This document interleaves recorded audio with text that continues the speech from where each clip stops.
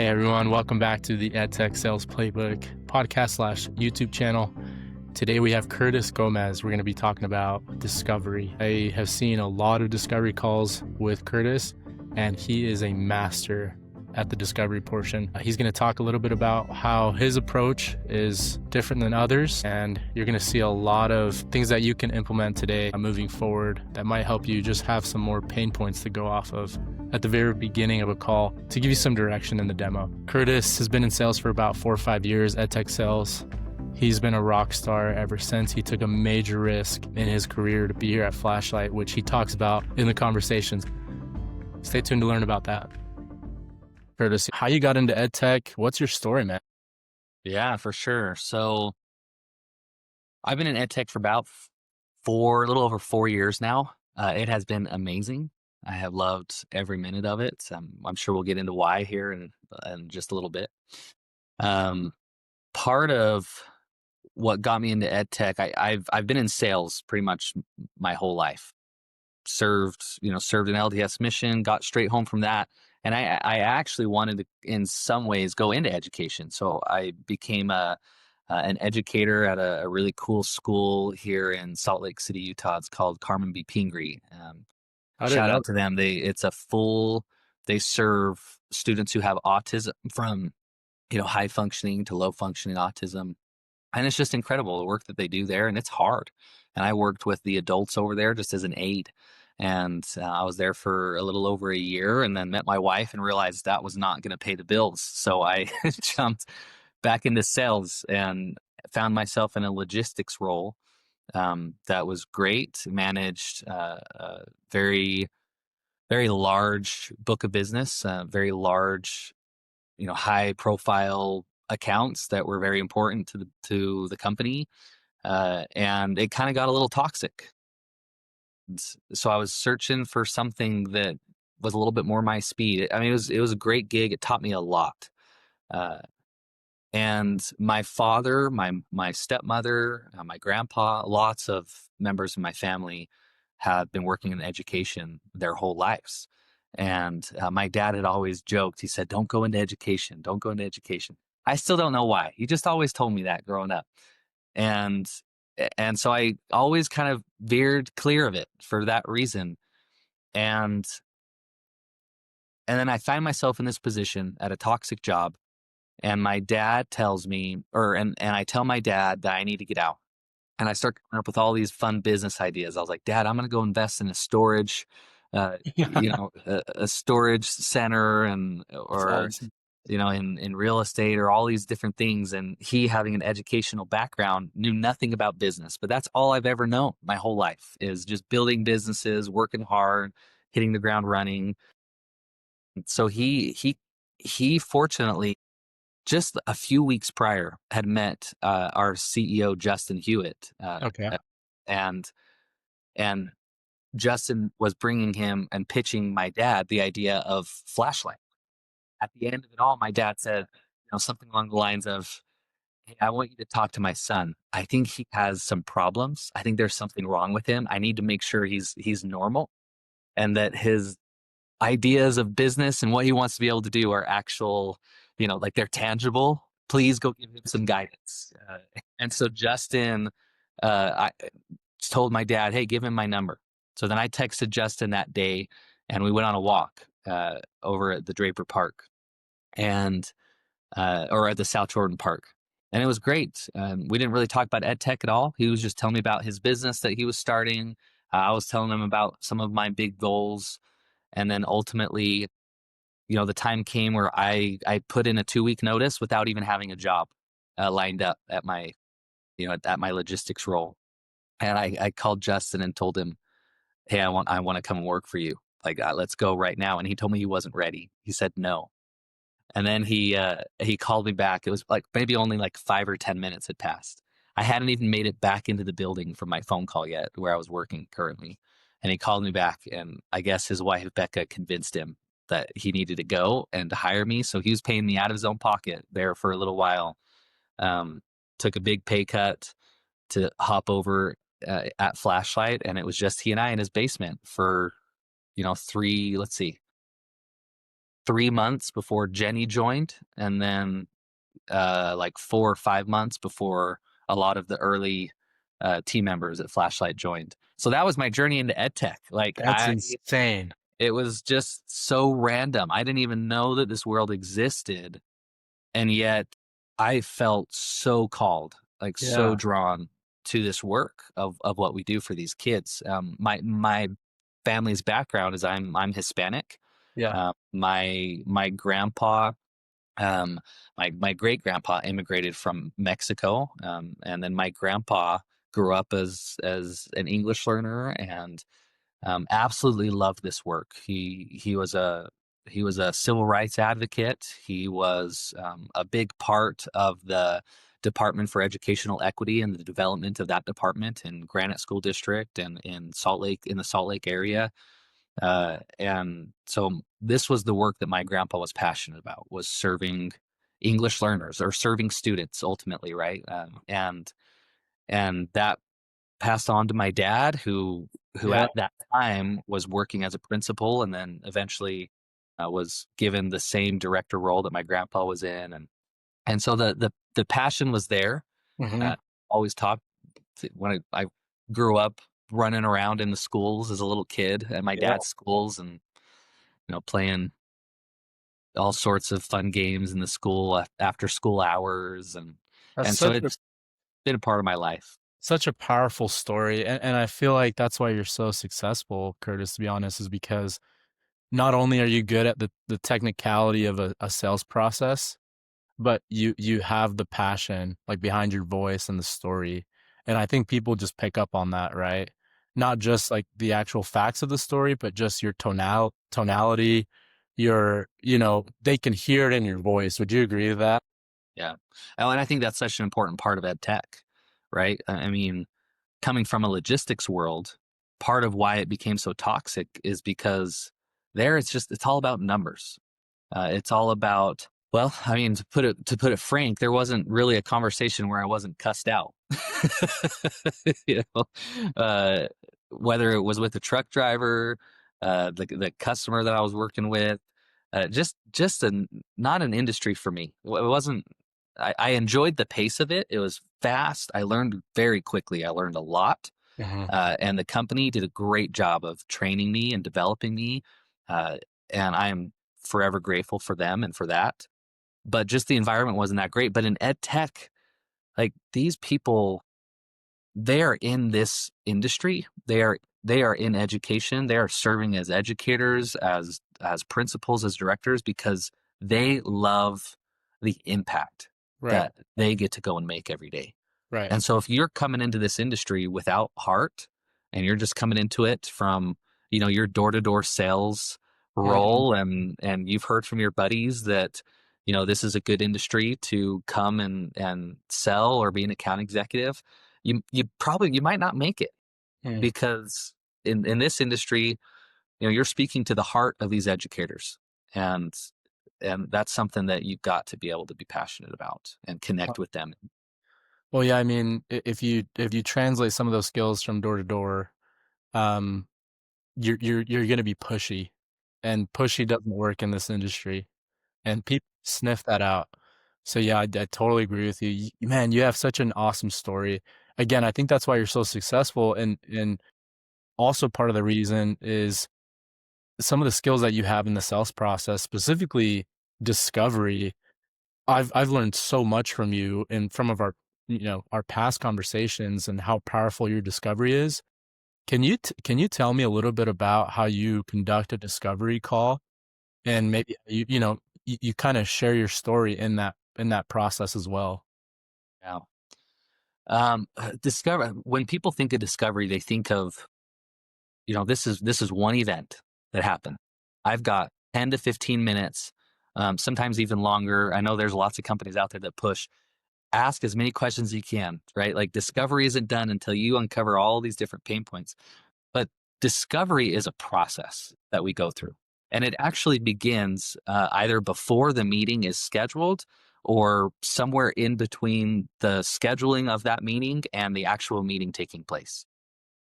As an example of that, if you're scheduling that demo, as your own, as yourself, or if a BDR is scheduling that demo, and you're not sending like videos, testimonials, very short clips or very short information of what the customers are about to see, you're missing out on a great opportunity for them to ponder and think over, maybe the challenges or why they're actually showing up to this meeting with Flashlight. I love sending value add emails, right? Even up to leading up to the demo. Things like, hey, I'm not sure if you've ever thought about this. We have current customer that has X need. I'm excited to share with you how they were able to address that need using Flashlight 360. Needs that are so specific, but also so connected to what a lot of school districts are facing, that just kind of keeps them invested, keeps them excited, because they are getting bombarded by a plethora of vendors throughout this process. So you have to remember what it took you, how many phone calls to get this meeting, right? 15, 20, I mean, dozens of outreach opportunities Yep. with this one person, this one district, and then you just let it ride until you get to the demo? No, it doesn't work like that. If it's going to take 15 to 20 times for you to just get them on the phone, to get them to commit to a meeting, then it's going to take 15 to 20 times for them to get them to show up a lot of the times. Mhm. And you've got to nourish that relationship. Then when you get there, Yeah. right, when you actually get to the demo, I I love just leading with a very simple question. Why are you here today? Why are you here? I love it. Like, why are you here? Like, what? There are so many other things that you could be spending your time on. You've got kids to go and serve. You have teachers to go and support. Why are you here? Like, and honestly, in this industry, I've found that if you're coming across really genuine, um, you're going to get good responses, Mhm. and people are going to, they're going to tell you, maybe not as deep as you'd like. They're going to give you a good superficial answer of why they're there. Hey, my scores are low. My teachers mentioned this product that from a colleague that uses it. We're looking for more progress monitoring, which is what Flashlight does, our EdTech company I'm at. Um, and then from there, I like to kind of poke and prod. I Mhm. want to understand, why did they tell me that? I want to understand. Okay, well, what were you using? If scores are your lowest, what have you been doing to help improve that? Because I'm guessing that this has not been a challenge, this year alone. It's probably something that has been a challenge for many years, and they've probably tried multiple things. Is their current partner not working for them? Are they not getting results with their teacher created materials that they've created? Are they looking for a newer way or an additional way of doing something? Or sometimes they get a pocket of funding from a grant that recently got approved that they weren't expecting, or that they were expecting, and they're looking for additional resources that they can add. Uh, and they don't necessarily have a specific reason that they're there today, other than we're just looking for something supplemental. Because in ed tech, the best part about ed tech is that they're spending other people's money. They're not having to spend their own. If I'm talking to a VP of a company that has a very tight budget, right? They're being monitored by their VC firm that is invested in them. Like they have to hit certain credentials, and if they adopt a product, they have to lose something in a lot Yep. of instances, or lose people in a lot of instances. Whereas in ed tech, it's not that doesn't happen, but they're spending other people's money. So you know the the experience is just a little different. Totally. Quick Go ahead. question. So you mentioned something really important that I think you should expound on is you lead with that question, but then you also kind of dive into what they said. Why is it important to dive into their answer and not just have them say, "Yeah, I need more data"? What would you do with that statement? "Yeah, Curtis, I'm here because I need more data." What would you say to that, and why? Yeah, great question. anytime that they respond, most of the time you're getting a superficial response. And so it's just important for us to go deeper to better understand, okay, what's the root cause of that challenge, right? I need more data. Why? And so my response to that might be something along the lines of, just kind of riffing here. Yeah. Uh, oh, interesting. Like I've heard that a lot from other neighboring districts, but I know that every district is different. Do you mind sharing why why that is the specific challenge that you're running into, or why you're here for that reason today? And just keep asking them. I love asking more broad questions until I know I've hit that pain point, until I know I've uncovered something like the truth of why they're there. Quick side note, Go this ahead. is muscle memory for you, but why do you say, "Hey, I've heard the same thing from neighboring districts." What kind of value does that bring when saying that? Yeah. Well, number one, I'm not just coming up with it, right? Like I'm actually hearing that, and I think that's part of where the genuine aspect comes. If you're not hearing that, don't say that. Yeah, Like, kinda crazy, right? Like, don't yeah, like crazy it's concept. common sense. But the Yeah. thing is that sales reps do it, Yeah, right? yeah. Like they do it all the time. Um, if you're not hearing that, don't say it. When you're in your demos, whether you win or lose them, it is a learning opportunity for you. You are uncovering super important information of what is happening in your territory, what is happening with the districts, what is happening with the teachers, right? And so it's important to take every opportunity as an intel gathering experience. And ultimately, what I do is I take that intel and then I go and replicate it within my demos. So so yeah, it is muscle memory at this point, but Excellent. I do it because I want them to know that, hey, I'm a trusted partner. Like I'm a trusted individual. Um, in a lot of ways in this role, you kind of become a consultant, right? You are helping identify challenges that they're experiencing and trying to match them to solutions that Flashlight can offer. And so I share that with them because then they know that I'm connected to their community. And that's the hard part. If you're just saying it because you heard a guy like me say it and a guy like me saying that it works, and then they follow up with a question of, "Oh, who are you talking to?" And you can't back it up with like actual names and districts, You're done. you're a fish out of water. Like good luck. Yeah. So always be genuine. If you can't connect to what you're going to say, if you can't connect to what's going to happen, then don't say it. Um, I'll follow this up with a horror story. Okay, this happened like 2.5 years ago. Uh, sweet, a district in Illinois. I'm sure she's a super nice lady, and we had the recording on because I always record everything, right? Like a big part of growing is you got to record, you got to listen to yourself. If you don't like how you sound, imagine what the people listening to you feel. Mhm.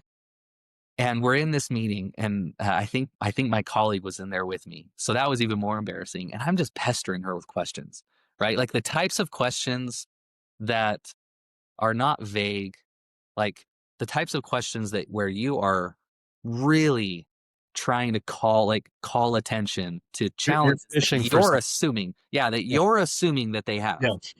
right? And and she like just stops me cold and she says, I feel like I'm being interviewed. Man, that was hard to hear. And I think I still have that one recorded. It's a good memory now. It's funny. I have learned from it significantly.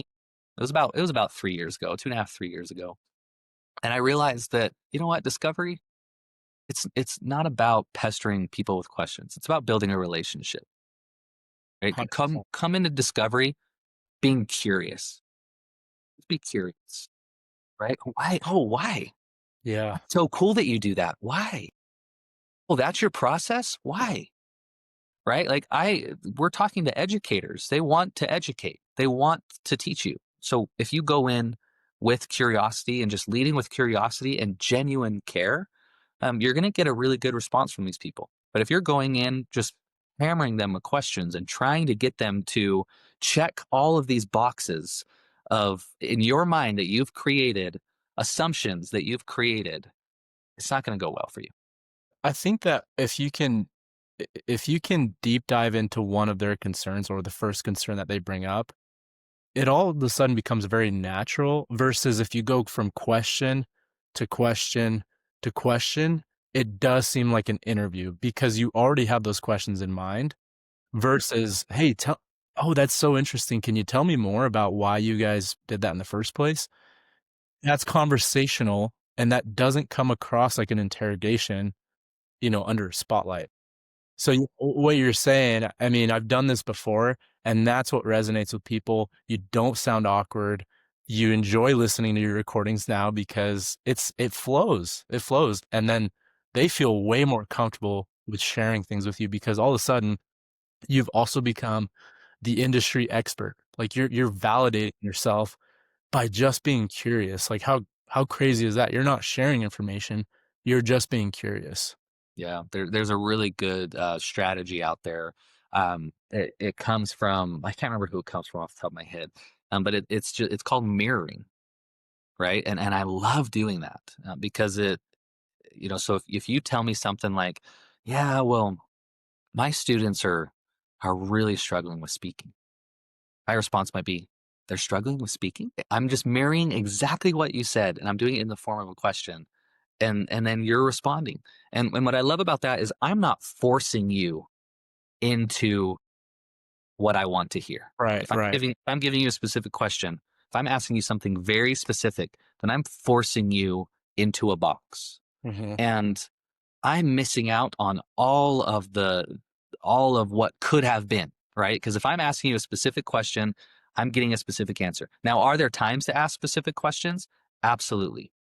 Deeper in when you know you've gotten somewhere and now you're trying to uncover, questions that pertain to your product. Right? But we don't come in. And then the other thing I've noticed with like specific questions is a lot of reps ask like very superficial questions. Like they want to know how many students are in your district. What is what curriculum are you using? What is your role? Like those are all wasted. You should have all that information on the front end, right? Anything that you can find online, don't ask. Don't go in there. They don't want to. They just got done telling 4 or 5 other vendors all of that generic information, which Yeah. is why I love leading with open questions that come from a genuine, place of curiosity for who they are, what they're doing, what's passionate, what drives their Yeah. passion every single day, and why they're there to learn about I'm your so product. guilty of asking those really basic questions that I should already know the answer to. And what happens is, again, wasted questions, wasted time, and then the prospect doesn't feel like they're valued because I didn't do any research versus doing the research and saying, "Hey, I saw that you're not only the EL teacher, but you're doing band as well. That's so cool." And that comes across way better, right? Than, "Hey, what do you do again for your district? Like, what's your role?" And all of a sudden their guards up, right? Automatically. This guy didn't do any research. So I totally agree. My next question for you actually, so there's a lot of people trying to break into tech at tech sales, and when they do, some of those demos, they ask those really useless questions to try to get somewhere because maybe the prospect isn't talking, they feel uncomfortable, they don't know what to do. Can you tell me how to navigate a demo or a conversation where the prospect isn't sharing a whole lot, what do you share to get something out of them that helps you navigate the demo? Yeah, kind of going back to like the genuine feel, like a needs analysis, a deep dive, um, like that's your time to be memorable. So number one, bring the energy to your demos. If you're not coming in there smiling, just energetic, excited to be there, and genuinely telling them, how grateful you are for the work that they do for these kids, like they will match your energy. And so if you're leaning back in your chair, if you're looking in different places, Feed up. they're gonna match your energy. So Yep. that's number one. Like bring the energy. I love to sit right here. Oh, I'm right in front of my camera. It's a little awkward Just an maybe for them. intimate conversation. Yeah, and one of the ways that I just kind of a little trick here that I love to be able to do that is instead of watching them in discovery, spend a lot of time watching yourself, especially as you're learning this skill of bringing the energy, right? You're not acting. Everybody's got the energy, right? You're not acting. You're just channeling more of it during the initial pieces of this demo. So if you're doing that, 9 times out of 10, that's not going to happen. You're not going to have somebody that isn't jiving and isn't interacting with you and isn't excited to be there. Number 2 would probably be, when I'm thinking about what to do with somebody that, or maybe even this lady that of that horror story that I that I shared. My dad, kind of going back to my dad here, I've learned a lot from listening to him talk about his role. Being in our industry, we serve multilingual learners or English learners, right? But there's EdTech products that serve all students, teachers, the janitors, like you name it. And my dad shared this story with me one time, uh, and just kind of his feeling of how frustrated he is when he gets into when he gets into a call for a product that he's genuinely interested in, and he's faced with a rep that just wants to ask him a bunch of questions, just wants to pepper my dad, like, or these directors that have PhDs, that have done years of school, that are very educated individuals, a bunch of questions about their job and about what their needs are. And that doesn't bode well. And so oftentimes, if you're getting that from somebody, like if that's the body language that you're getting, or if that's the reaction that you're getting, show them your dang product. Yep. Stop asking them questions. Show them your dang product. Give them what they're there to see. They might not be an emotional buyer. They might be a logical buyer. They might want to see the numbers. They might want to um, see the process before they begin to engage in any discovery with you, and that's okay. If you're forcing them through that beginning discovery process, they're going to remember you as the rep that they don't want to work with. Hmm. My my recommendation there is show them the product, but do your discovery throughout the demo. Make sure you're asking good, thoughtful, meaningful questions as you're going over your key, differentials, like the pieces that make your product spark, that make them, that make you different from everybody else. Make sure you're asking key questions. And that's your opportunity, right? Because now I'm giving them something that they came to see, and then I'm asking for a little in return. And if I'm giving them what they came to see and I'm cutting through all the bull crap, they're gonna they're they're gonna be a little bit more encouraged to engage with you. I feel like you need to read the room as well, right? Because when you get into Absolutely. demo and you can't read the room and someone's trying to get to this demo, but you're asking all these questions, it's gone, right? Like you've just lost that. Uh, I think one thing that you also do, and you can share if you still do it, but I really enjoyed your idea of if they're not giving you any sort of pain points, you might bring up some really hot ones in the area, in your territory, or just some general ones and see what they kind of bite at. That way you do have some sort of direction to go in. Do you still do that? Oh, absolutely. Yeah, I've always got, like, usually 3. I usually max it at 3, just big challenges that, again, that I'm not making up, that I've heard from people who have bought our product, and then I just regurgitate that back to my demo, and then I always ask them, "Do any of these resonate with you?" And then they might say, "Oh, yeah, well, they all do."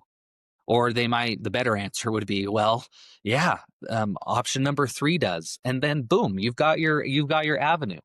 And you can go and explore that, and you just say, "Oh, tell me, like, I've heard that often, but why is that a challenge for you? Like, I hear a whole bunch of different things from everybody, but why is that a challenge for you?" Yeah. And For some prospects, it's hard to vocalize or pick the correct terms or words to describe their issues. Maybe they don't know how to describe what they're going through. So for yep. you to come in and give them those options to pick from, they might be like, "Oh, yeah, number 3, that's what I'm trying to say. Like, that's what I'm trying to get at."